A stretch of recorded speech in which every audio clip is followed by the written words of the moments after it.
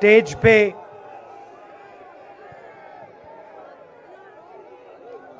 वरिष्ठ नेता, कांग्रेस पार्टी के वरिष्ठ नेता, विपक्षी दल के वरिष्ठ नेता, हमारे प्यारे कार्यकर्ता, भाइयों और बहनों, प्रेस के हमारे मित्रों, आप सबका यहां बहुत बहुत स्वागत।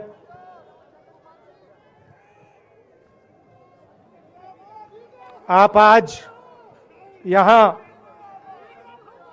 बर्फ में खड़े हैं,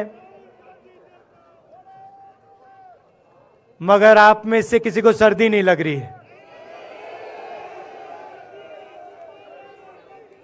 आप बारिश में खड़े हुए, कोई भीगा नहीं। गर्मी में आपको गर्मी नहीं लगी, सर्दी में आपको सर्दी नहीं लग रही है, क्योंकि देश की शक्ति आपके साथ है।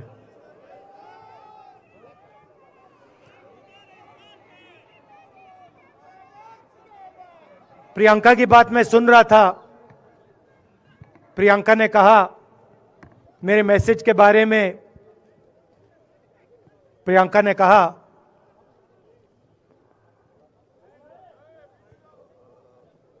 नॉर्मली होता नहीं है, मगर मेरे आंख में आंसू आए।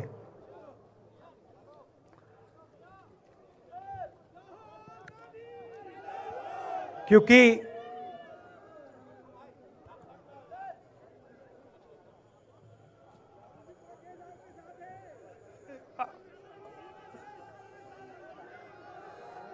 मैं कन्याकुमारी से चला, शुरुआत की और पूरे देश में हम पैदल चले। मैं सच बताऊं, आपको अजीब लगेगा, मगर मैं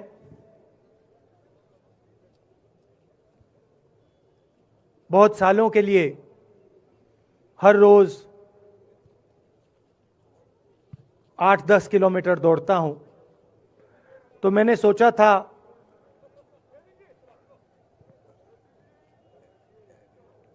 देश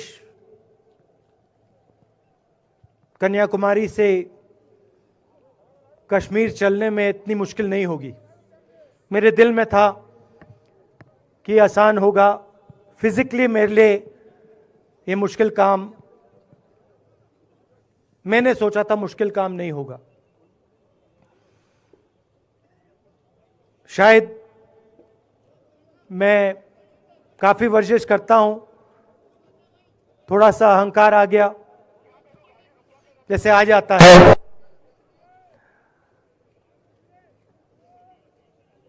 मगर फिर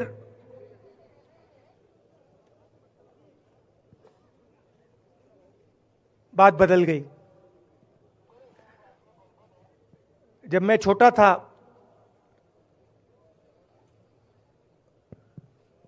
फुटबॉल खेलता था,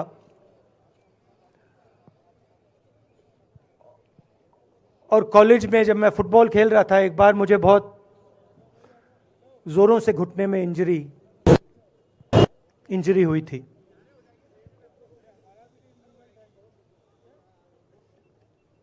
मैं उसको भूल गया था।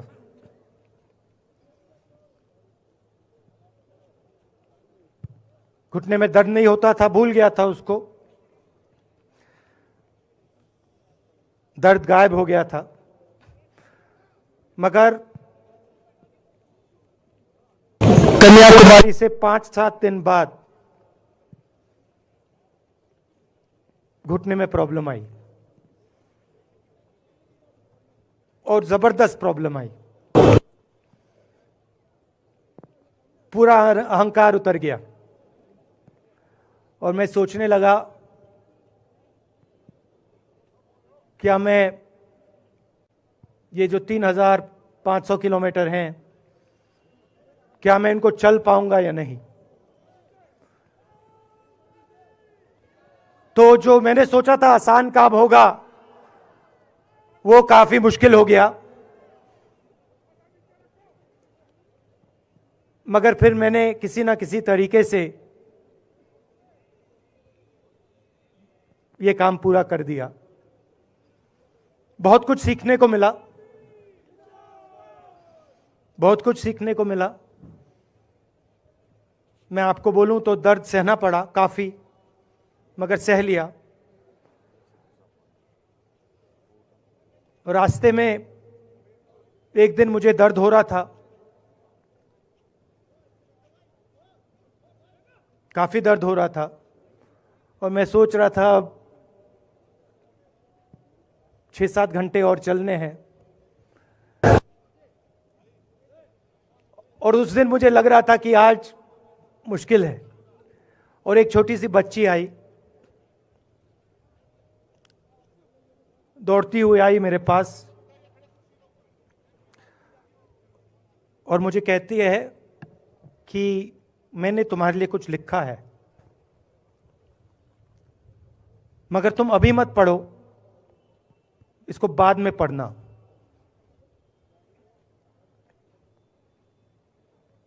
और फिर वो मुझे गले लग के भाग गई। फिर मैंने सोचा अब पढ़ता हूं क्या लिखा है।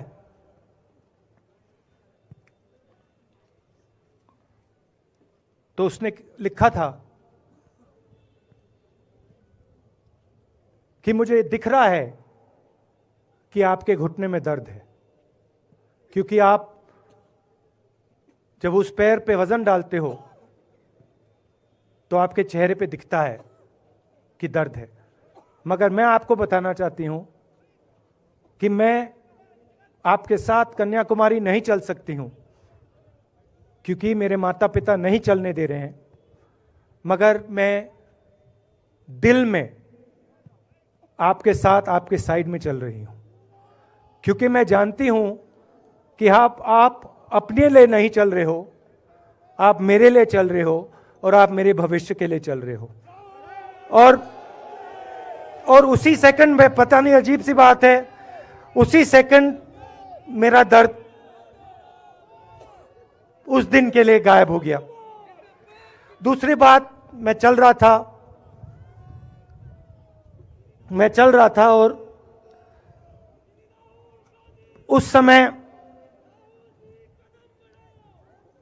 उसी समय वहां पे थोड़ी सर्दी बढ़ रही थी।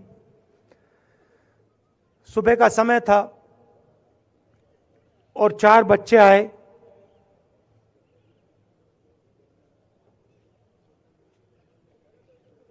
पता नहीं कहना चाहिए या नहीं।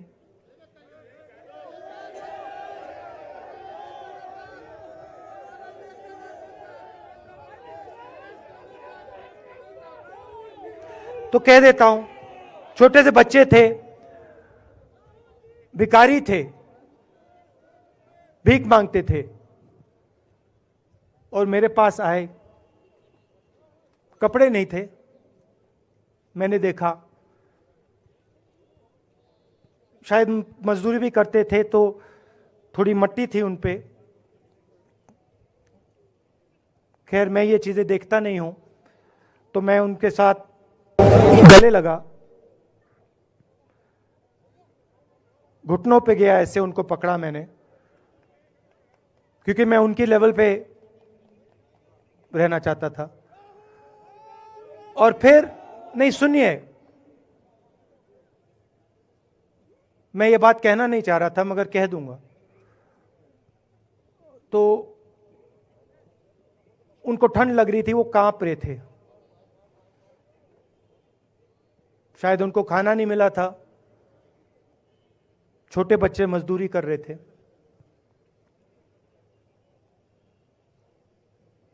तो मैंने सोचा कि अब अगर ये स्वेटर नहीं पहनते हैं, अगर ये जैकेट नहीं पहन रहे हैं, तो मुझे भी नहीं पहनना चाहिए। मगर मैं झिझका क्यों आपको बताना चाहता हूं, मैं झिझका क्यों आपको बताना चाहता हूं। जब मैंने ये खत्म किया, मैं चल रहा था, तो हमारे साथ एक व्यक्ति थे उन्होंने मुझे मेरे कान में बोला, राहुल जी ये बच्चे गंदे हैं, इनके पास आपको ऐसे जाना नहीं चाहिए। तो मैंने उनसे कहा, वो आपसे और मुझसे दोनों से साफ हैं।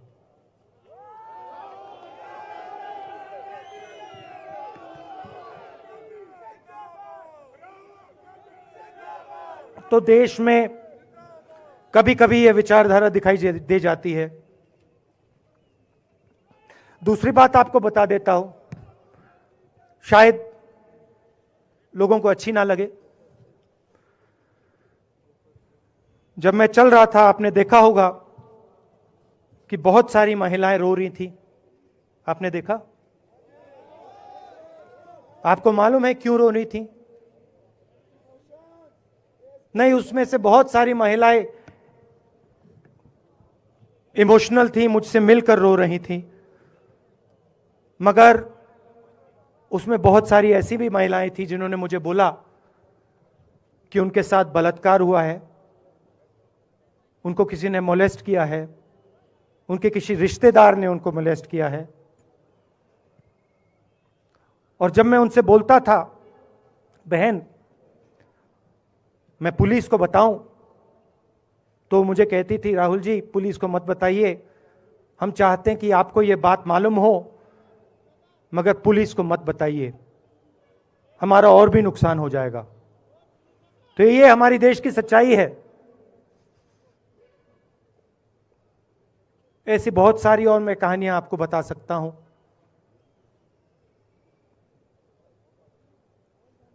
तो फिर मैं कश्मीर की ओर आ रहा था और मैं सोच रहा था कि इसी रास्ते पे मैं नीचे से ऊपर जा रहा हूं। मैं सोच रहा था कि इसी रास्ते से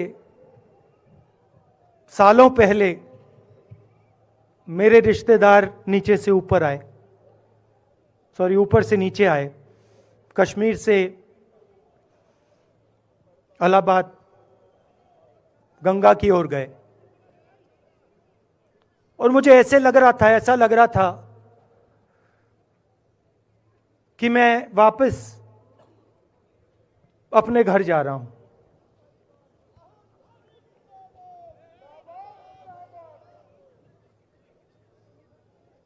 घर मेरे लिए, जब से मैं छोटा था, मैं सरकारी घरों में रहा हूं, मेरा अपना घर नहीं है। तो मेरे लिए घर, जिसको जो स्ट्रक्चर होता है, उसको मैंने कभी घर नहीं माना। वो मेरे लिए, मैं कहीं भी रह लूं, वो एक इमारत होती है, वो घर नहीं होता है। घर मेरे लिए एक सोच है, एक जीने का तरीका है, एक सोचने का तरीका है।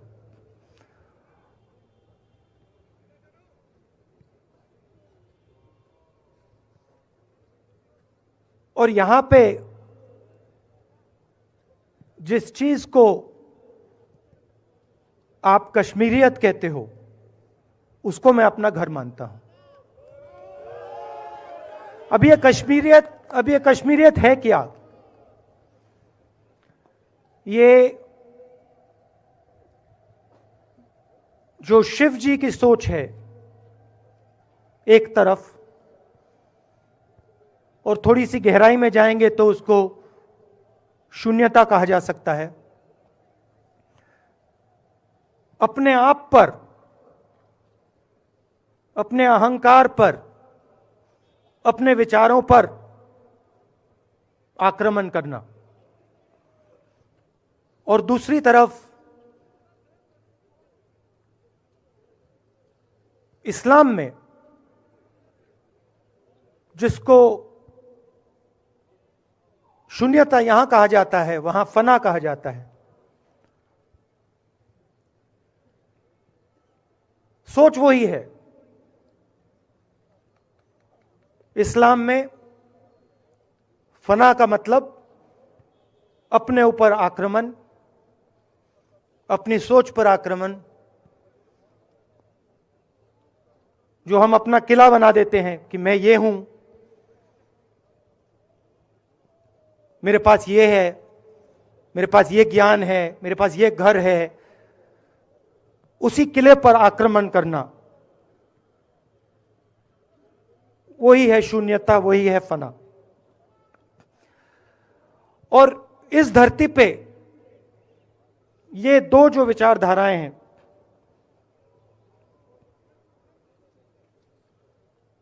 इनका एक बहुत गहरा रिश्ता है और ये सालों से रिश्ता है, जिसको हम कश्मीरियत कहते हैं। यही सोच बाकी स्टेट्स में भी है। गांधी जी वैष्णव जनतों की बात करते थे, जिसको हम यहां शून्यता, फना कहते हैं, उसको गुजरात में वैष्णव जनतो कहा जाता है। असम में शंकर देव जी ने भी यही बात कही।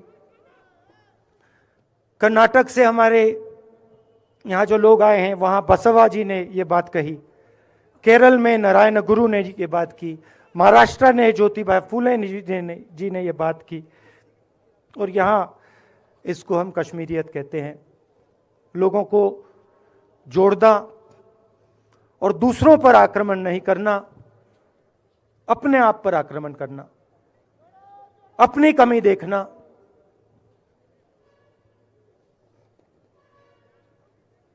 मैंने आपको कहा कि मेरा परिवार कश्मीर से गंगा की ओर गया था। इलाहाबाद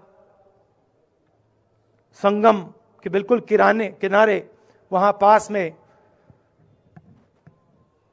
हमारा घर है।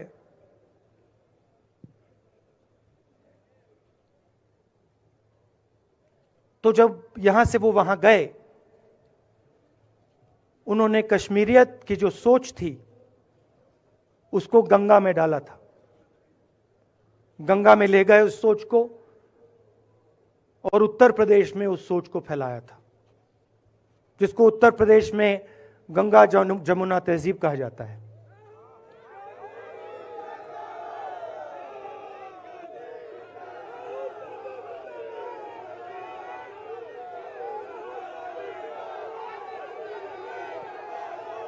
तो उन्होंने, मेरे परिवार ने छोटा सा काम, कोई बड़ा काम नहीं किया। जो आपने उनको सिखाया, जो जम्मू कश्मीर के लोगों ने उनको सिखाया, लद्दाख के लोगों ने सिखाया, क्योंकि उसमें बौद्ध धर्म भी है, उनके पास भी वही सोच, शून्यता की सोच उधर भी है। वो उसको ले गए और उस विचारधारा को, सोच को गंगा में उन्होंने रखा। तो मैं ये सोच रहा था, जब यहां आ रहा था, पैदल चल रहा था, और मुझे सिक्योरिटी वालों ने कहा था कि देखिए, आप पूरे हिंदुस्तान में चल सकते हो, जम्मू में भी चल सकते हो, मगर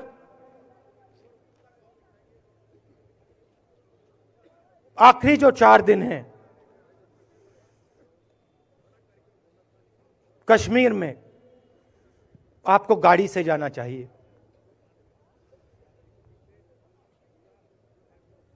वेणुगोपाल जी ने मुझे कहा पहले, और जो ऑर्गेनाइज कर रहे थे उन्होंने कहा। 3-4 दिन पहले एडमिनिस्ट्रेशन ने कहा कि देखिए, शायद डराने के लिए, कि देखिए अगर आप पैदल चलेंगे तो आपके ऊपर ग्रेनेड फेंका जाएगा। तो मैंने सोचा नहीं सुनिए, मैंने सोचा कि ऐसे करते हैं, मैं अपने घर वापस जा रहा हूं, 4 दिन पैदल चलूंगा, अपने घर के जो लोग हैं उनके बीच में चलूंगा। और मैंने सोचा कि जो मुझसे नफरत करते हैं उनको क्यों ना मैं एक मौका दूं कि मेरी सफेद शर्ट का रंग बदल दें, लाल कर दें।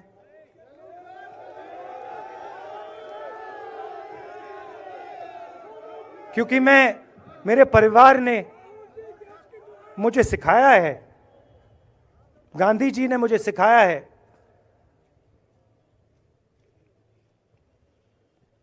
कि अगर जीना है तो डरे बिना जीना है, नहीं तो जीना नहीं है। तो मैंने मौका दिया, मैंने कहा मैं 4 दिन चलूंगा, बदल दो टी शर्ट का रंग, लाल कर दो, देखी जाएगी। मगर जो मैंने सोचा था वही हुआ। जम्मू कश्मीर के लोगों ने मुझे हैंड ग्रेनेड नहीं दिया, अपने दिल खोलकर प्यार दिया, गले लगे।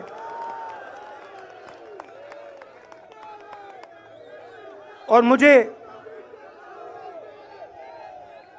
बहुत खुशी हुई कि उन सब ने मुझे अपना माना और प्यार से बच्चों ने, बुजुर्गों ने आंसुओं से मेरा यहां स्वागत किया। मैं अब जम्मू कश्मीर के लोगों से और जो यहां हमारे सेना के लोग काम करते हैं, सीआरपीएफ के लोग काम करते हैं, उनको मैं कुछ कहना चाहता हूं। सबको, जम्मू कश्मीर के युवाओं को, बच्चों को, माताओं को, सबको, सीआरपीएफ के, बीएसएफ के, आर्मी के जवानों को, उनके परिवारों को, उनके बच्चों को मैं कहना चाहता हूं, देखिए मैं हिंसा को समझता हूं, मैंने हिंसा सही है, देखी है। जो हिंसा नहीं सहता है, जिसने हिंसा नहीं देखी है, उसे यह बात समझ नहीं आएगी। जैसे मोदी जी हैं, अमित शाह जी हैं, आरएसएस के लोग हैं, उन्होंने हिंसा नहीं देखी है।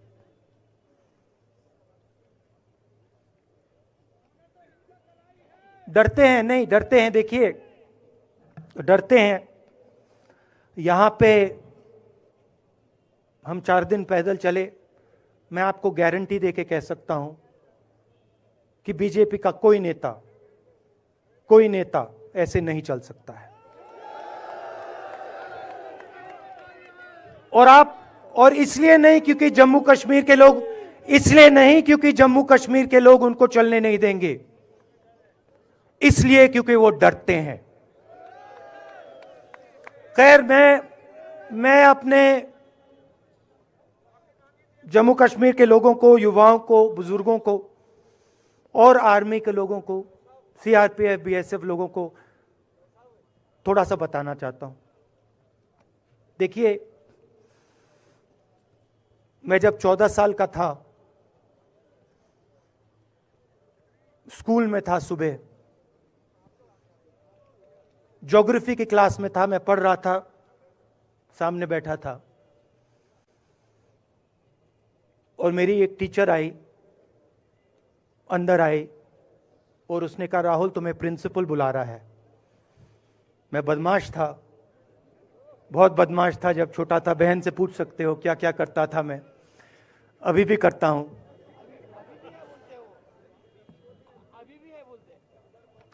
मैंने सोचा प्रिंसिपल बुला रहा है, मैंने कुछ गलती की होगी, अब मार पिटेगी। वहां पे केनिंग होती थी, मैंने सोचा था अब केनिंग होगी मेरी। मगर जब मैं चल रहा था, जिस टीचर ने मुझे बुलाया उसको देखकर मुझे कुछ अजीब सा लगा। और जब मैं प्रिंसिपल के ऑफिस पहुंचा तो प्रिंसिपल ने कहा, राहुल तुम्हारे घर से फोन कॉल है।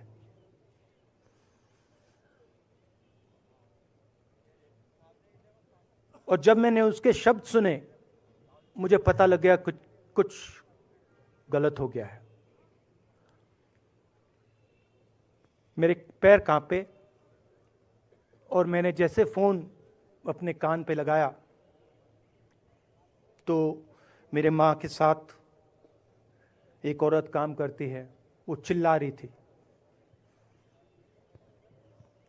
राहुल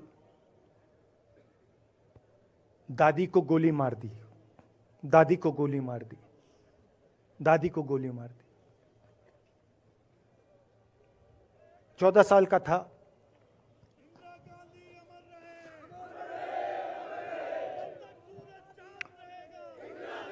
देखिए, ये जो मैं कह रहा हूं, ये जो मैं अभी कह रहा हूं, ये बात प्रधानमंत्री को नहीं समझ आएगी, ये बात अमित शाह जी को नहीं समझ आएगी, ये बात डोवल जी को भी नहीं समझ आएगी, मगर ये बात कश्मीर के लोगों को समझ आएगी, ये बात सीआरपीएफ के लोगों को समझ आएगी, ये बात आर्मी के लोगों को समझ आएगी, उनके परिवारों को समझ आएगी।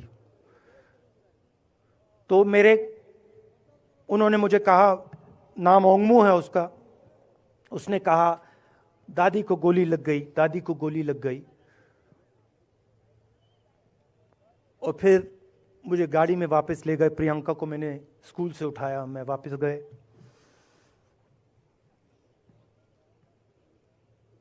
और फिर मैंने वो जगह देखी जहां मेरी दादी का खून था।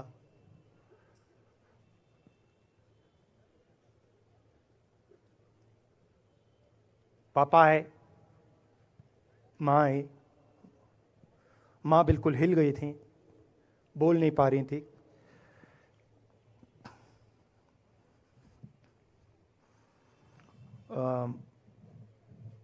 हाँ,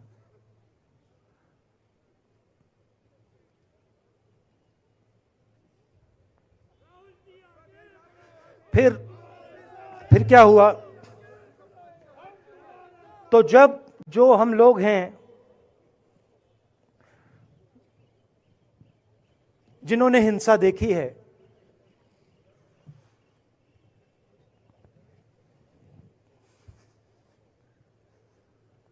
ये जो है ना, इसको हम बिल्कुल दूसरी तरीके से देखते हैं। ये आप सबके लिए टेलीफोन है, ये हमारे लिए सिर्फ टेलीफोन नहीं है।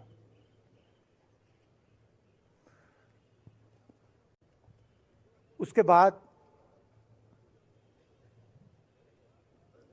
6-7 साल बाद मैं अमेरिका में था और फिर से टेलीफोन आया।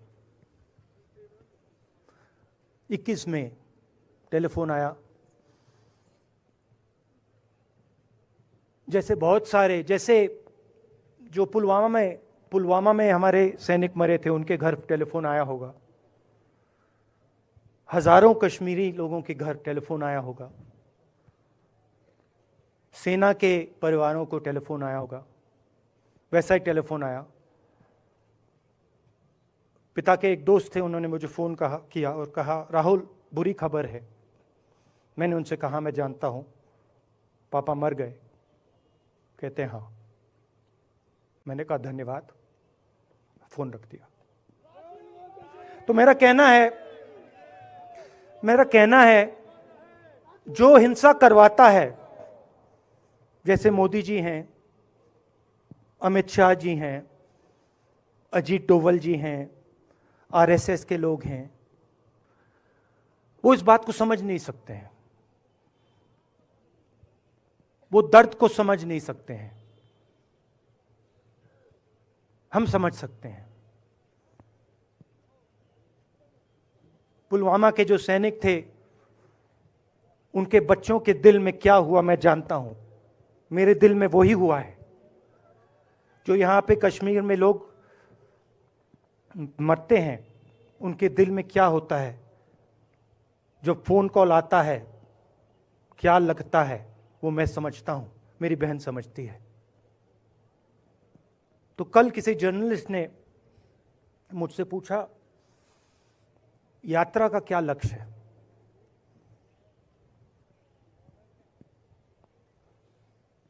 कहा कि यात्रा क्या अचीव करना चाहती है, जम्मू कश्मीर में क्या अचीव करना चाहती है। मेरे उस समय दिमाग में आया, मगर मैंने कहा नहीं बोलता हूं, कल भाषण में बोलूंगा।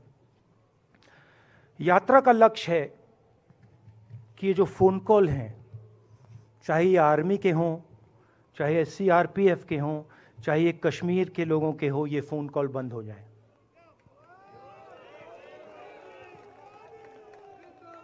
कि ये फोन कॉल किसी बच्चे को, किसी मां को, किसी बेटे को ना लेना पड़े। मेरा लक्ष्य ये जो फोन कॉल हैं इनको बंद करने का है। अब देखिए, बीजेपी आरएसएस के लोग आक्रमण किस चीज पे कर रहे हैं। मुझे गाली देते हैं, मैं उनका धन्यवाद करता हूं, क्योंकि मैंने आपको शून्यता की बात की, शिव की बात की, उसको मैं समझता हूं।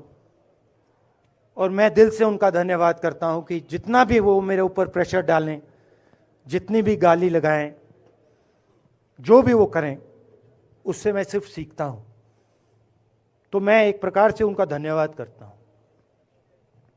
मगर जो मैंने आपको बात बोली पहले, चाहे वो कश्मीरियत है, चाहे वो वैष्णव जनतो है, चाहे वो शंकर देव जी हैं, बसवा हैं, नारायण गुरु हैं, तिरुवल्लुवर हैं, जो तमिलनाडु के बड़े पोएट हैं, फूले जी हैं, और जो कश्मीरियत हैं, ये इस विचारधारा पे आक्रमण कर रहे हैं। और ये जो विचारधाराएं हैं, ये इस देश की नींव है, इस देश की फाउंडेशन है। और आपने जो किया, जो यात्रियों ने किया, हम सब ने किया, इस विचारधारा की रक्षा के लिए किया है। मैंने ये काम अपने लिए नहीं किया, मैं ऐसा काम अपने लिए कभी कर ही नहीं सकता हूं। मैंने ये काम हमारे कांग्रेसी मित्रों को ये अच्छा ना लगे, मगर मैंने ये काम कांग्रेस पार्टी के लिए भी नहीं किया है। मैंने ये काम, और हम सब ने ये काम हिंदुस्तान की जनता के लिए किया है। और हमारी कोशिश है कि जो विचारधारा इस देश की नींव को तोड़ने की कोशिश कर रही है, जो विचारधारा इस देश की नींव को तोड़ने की कोशिश कर रही है, उसके खिलाफ हम खड़े हों, मिलकर खड़े हों, नफरत से नहीं, क्योंकि वो हमारा तरीका नहीं है, मोहब्बत से खड़े हों। मैं जानता हूं कि अगर हम मोहब्बत से खड़े होंगे, प्यार से बात रखेंगे, तो हमें सफलता मिलेगी। और उनकी जो विचारधारा है, उसको हम सिर्फ हराएंगे नहीं, मगर उस विचारधारा को हम उनके दिलों से निकाल देंगे। तो आपने, देश की जनता ने हमारा समर्थन किया। हमारी कोशिश है कि हमें, बीजेपी ने एक जीने का तरीका, राजनीतिक तरीका दिखाया है। हमारी कोशिश है कि हम एक और तरीका, जो हिंदुस्तान का तरीका है, मोहब्बत का तरीका है, वो हम देश को दिखाएं, हम देश को याद दिलाएं कि हिंदुस्तान मोहब्बत का देश है, इज्जत का देश है, भाईचारे का देश। तो हमने जो कहा था, छोटा सा कदम लिया है, बड़ा कदम नहीं है। नफरत के बाजार में मोहब्बत की दुकान खोलने की कोशिश की। धन्यवाद। जय हिंद।